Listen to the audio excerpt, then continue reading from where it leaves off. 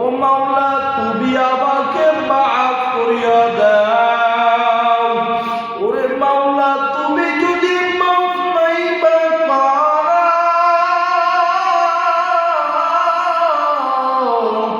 আল্লাহ তাআলা তোমাদের কোনো উপায় থাকবে না। ওরে আল্লাহ তুমি আমাদেরকে মাফ করিয়া দাও। ওরে বান্দা গুনাহ বেশি করে ফেলছ, ওরে অপরাধ বেশি করিয়া ফেলছ, ওরে মাওলা দরবারে বেশি বেশি করিয়া কাঁদো। ওরে বান্দা চোখের পানি ছাড়া কোনো উপায় নাই। ওরে দুনিয়ার জমিনে যদি আগুন লাগে পানি ছাড়া নিবানো যায় না। ওরে তোমার আমার গুনাহের কারণে যে বাবা জাহান্নামের আগুন, তোমার আমার গুনাহের কারণে অন্ধকার কবরের আগুন, ও বান্দা চোখের পানি ছাড়া নিবানো সম্ভব না। ও বান্দা তোমার আমার ভাই যদি জাহান্নাম দুনিয়ার আগুনের ভিতরে পড়িয়া যায়, ও বান্দা দৌড়াইয়া যায়, যতই কাজ থাকুক না কেন তাকে আগে ওই আগুন থেকে বাঁচানোর জন্য চেষ্টা করি। আর তোমার আমার গুনাহের কারণে যে জাহান্নামের ভিতরে তোমার আমার নামটা লেখায় আছে, একবারও কি ভাবছো?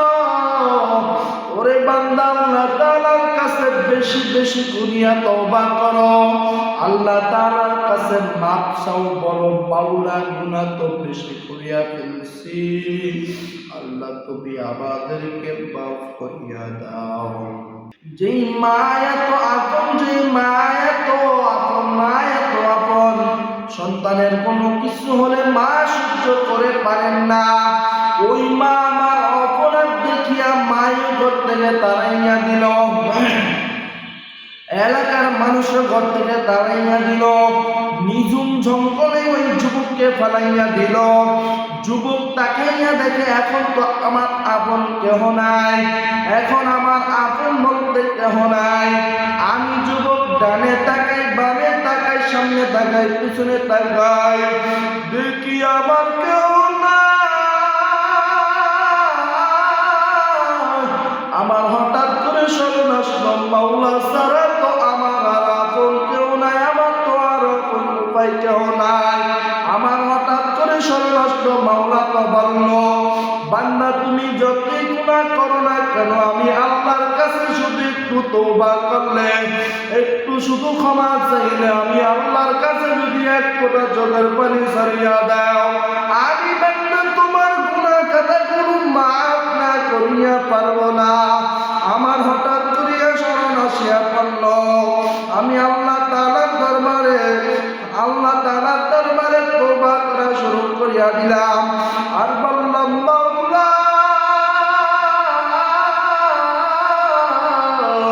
তুমি তাকাইয়া দেখো, দুনিয়ার একটু অপরাধের কারণে মা আমাকে তাড়াইয়া দিল। যেই মার তোমায়, যার মার এত দয়া, সন্তানের কোনো কিছু হলে মা সহ্য করে পারেন না, ওই মাও আমাকে তাড়াইয়া দিল। মা একটু দ্বিধাবোধ করল না, এলাকার মানুষ তাড়াইয়া দিল। মাওলা এখন তো মাওলা তুমি ছাড়া তো আমার আর কোনো উপায় নাই, মাওলা তুমি ছাড়া তো আমার আর কোনো উপায় নাই। ও মাওলা তুমি আমাকে মাফ করিয়া দাও। মাওলা তুমি তো গফফারুর রহিম, তুমি তো সত্তারুর রহিম। ও মাওলা তুমি তো গফফার। মাওলা গুনাহ করছে, অপরাধ করছে, মাওলা সেই জন্য কি বান্দাকে ভুলিয়া যাবা? মাওলা তোমার তো কেউ নেই, মাওলা তোমাকে তো কেউ জন্ম দেন নাই, মাওলা তোমার তো কোনো সন্তান নেই, কোনো স্ত্রী নাই। মাওলা আমি তো বান্দা তোমার, আমরা বান্দাই তো তোমার। মাওলা যত গুনাহ করি না কেন মাওলা বান্দা কিন্তু তোমারই থাকবে। মাওলা যত অপরাধ করো না কেন মাওলা বান্দা কিন্তু তোমারই থাকবে। মাওলা বান্দারা যে সময় জাহান্নামের মধ্যে পালাবা মাওলা তুমি আল্লাহ কেমনে সহ্য করে পারবা? মাওলা তুমি মাফ করিয়া দাও, মাওলা মাফ করিয়া দাও।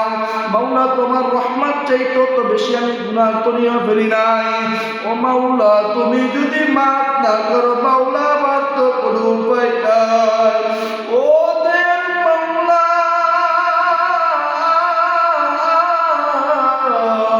তুমি যদি অপমাফ চাইবা পারা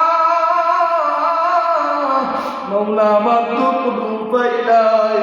এইভাবে বলিয়া বলিয়া বলিয়া বলিয়া বলিয়া ওই যুবক কাঁদতেছেন।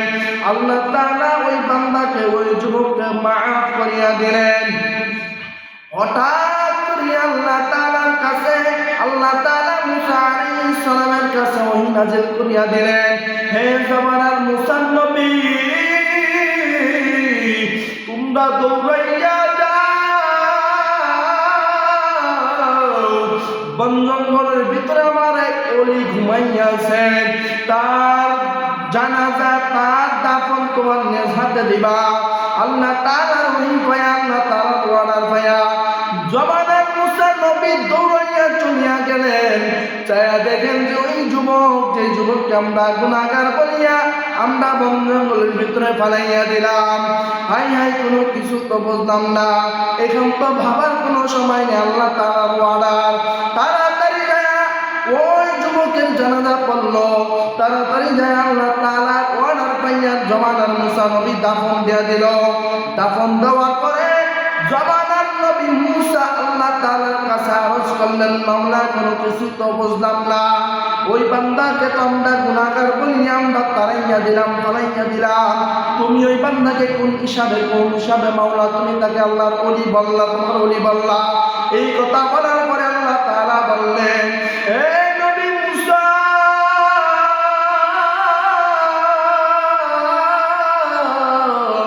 তুমি জানো না আমি আল্লাহর নাম গফফার।